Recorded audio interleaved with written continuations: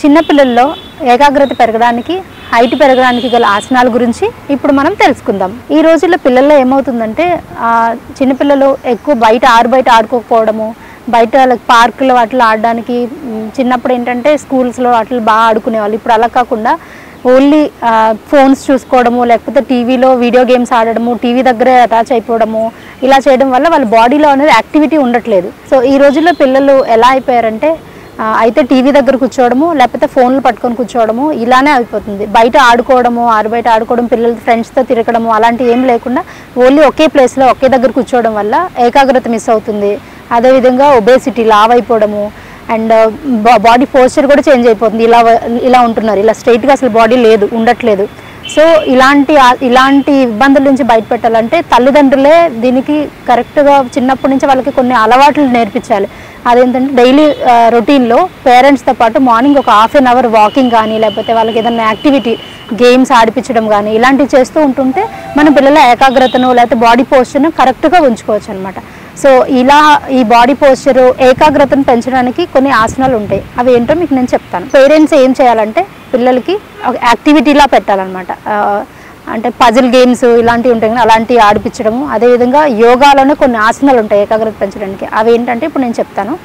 Just పిల్లల్ని ఇలా స్ట్రైట్గా హ్యాండ్స్ పెట్టుకోమని, ఇలా పెట్టమని, ఇలా రెండు చేతులు ఇలా పక్కన పెట్టుకొని, ఈ మిడిల్ ఫింగర్ ఉంది చూడండి, దీని సైడ్ ఐబాల్స్తో ఒకే సైడ్ ఇలా ఏకాగ్రతగా ఫోకస్ చేసి ఒక్క సైడే చూస్తూ ఉండమని చెప్పండి. ఇలా right eyeball right side middle finger, left eyeball left side ఇలా.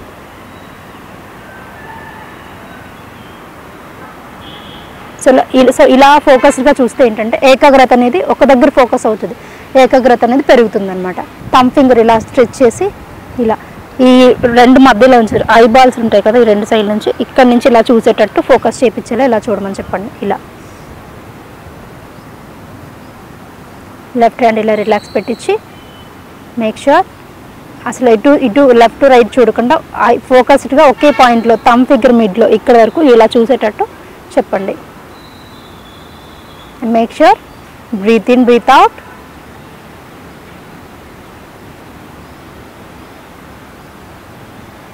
అండ్ అలా ఫోకస్డ్గా చూసినప్పుడు డబల్ కూడా కనిపిస్తుంది, ఇదే ఫింగర్ డబల్ విజన్ కూడా వస్తుంది.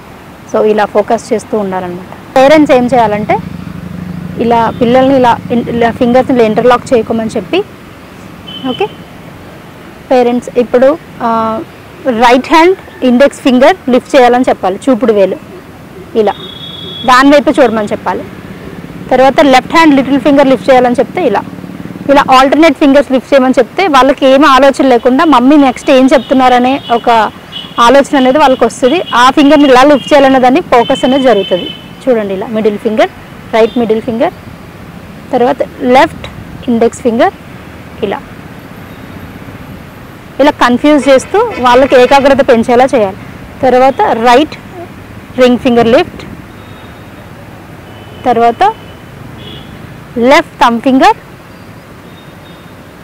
సో ఇలా చిన్న యాక్టివిటీస్ చేసుకోవడం వల్ల వాళ్ళలో ఏకాగ్రత పెరుగుతుంది అండ్ కాన్సన్ట్రేషన్ పెరుగుతుంది. వేరే ఏమీ ఆలోచించకుండా ఒకే దగ్గర ఫోకస్ అనేది చేస్తారనమాట. జనరల్గా పిల్లల్లో గ్రోత్ స్ప్రౌట్స్ అంటారు. అంటే గ్రోత్ ఎక్కడ వరకు ఒక దగ్గర స్టాప్ అవుతుందంటే 16 to 18 years ఆఫ్ ఏజ్ వరకు గ్రోత్ అనేది జరుగుతుంది. సో ఈ టైంలో మనం పిల్లలతో కొన్ని ఆసనాలు ఉంటాయి, ఆ ఆసనాలు నేను చెప్తాను, అవి చేపిస్తే వాళ్ళు హైట్ అనేది పెరుగుతారు. ఓకే, ఫస్ట్ స్టాండ్ నించోవాలి, మ్యాట్ ఎడ్జ్కి రావాలి. ఓకే, తాడాసన అంటాం దీన్ని. హ్యాండ్ స్ట్రెచ్ చేయండి, బెండ్ చేయకుండా, and interlock your fingers and hand palms up to the ceiling and legs వచ్చేసి టోస్ పైన ఇలా నించోవాలి. ఇలా నీస్ అసలు బెండ్ చేయకూడదు. ఓకే, బెండ్ చేయకుండా వాక్ చేయాలి ఇలా front and back. Okay, make sure stomach should be in, look straight, breathe in breathe out. Okay, and front knees కూడా స్ట్రైట్ ఉండాలి, ఓన్లీ టోస్ మీద నడవాలి. సో ఇలా చేస్తుంటే ఏమవుతుందంటే బ్లడ్ సర్క్యులేషన్ జరుగుతుంది, పిల్లలకి గ్రోత్ కూడా చాలా మంచి ఆసన ఇది. ఓకే, ఇలా అండ్ అగైన్ నార్మల్ నించోవాలి, స్ట్రెచ్ టు ద రైట్, ఎంతవరకు కుదిరితే అంతవరకు రైట్ బెండ్ అవ్వాలి, మిడిల్ అండ్ లెఫ్ట్ ఇలా straight, right, middle and left and relax. Next ఆసన అధోముఖ స్వనాసన. అది ఎలా చేయాలంటే జస్ట్ పామ్స్ మ్యాట్ మీద పెట్టుకొని ఫామ్ చేసుకొని ఇక్కడ కూడా టోస్ మీద ఉండాలి బాడీ. మేక్ ష్యూర్ ఈ పాదం అనేది కింద టచ్ అవ్వాలి అండ్ బాడీ ఇలా బెండ్ చేసుకుని కిందకి ఎంతవరకు కుదురుతో అంతవరకు స్ట్రెచ్ చేయాలి. Make sure knees should be straight, hand should be straight. ఇలా ఇది మౌంటైన్ పోజ్ ఆర్ అధోముఖ స్వనాసన అంటారు. ఓకే,